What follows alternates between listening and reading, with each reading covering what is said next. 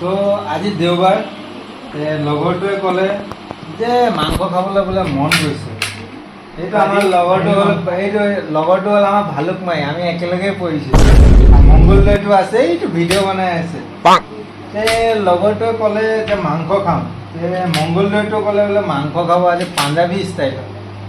আহিলোঁ, আজি চাওঁ দুইটাই মিলি বনাওঁ। আজি পাঞ্জাবী ষ্টাইলতো বনাম, এয়া হ'ল মাংস।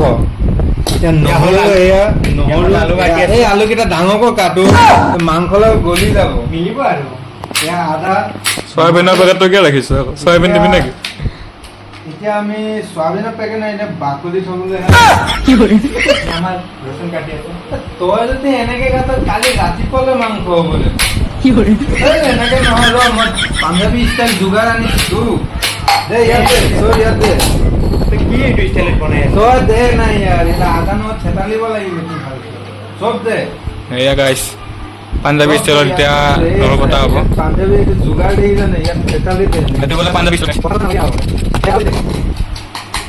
চব দে। তই আলু সোমাই দিছ,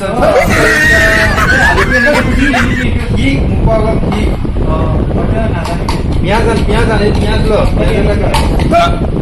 মাংস ইয়াত কেনেকে দিম? মাথাতে খাই আছে দেখোন। পিঁয়াজ এটা কাটছোন, যিটো কৈছো সেইটো শুন। তই মংগল দে কেঁচা জলকীয়াটো লৈ আছা? নাই আনা, ৰুমতে নাই। খাবলৈ আহিছ খালি বখলাব কোনে? কাজিয়া নকৰিবি দেই গাইছ, নহ'লে বেংগলী ষ্টাইলটো নহ'ব, পাঞ্জাবী ষ্টাইলটো নহ'ব, অসমীয়া ষ্টাইলত হৈ যাব। এতিয়া আমাৰ মছলা গৈ আছে।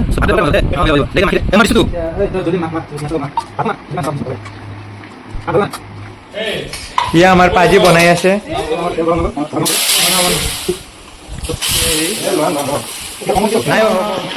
মাংস বনাই ৰেডি হৈ আছে। ইয়া আমাৰ পাঞ্জাবী ভাই মাংস বনাই আছে, বহুত টেষ্টি বনায়।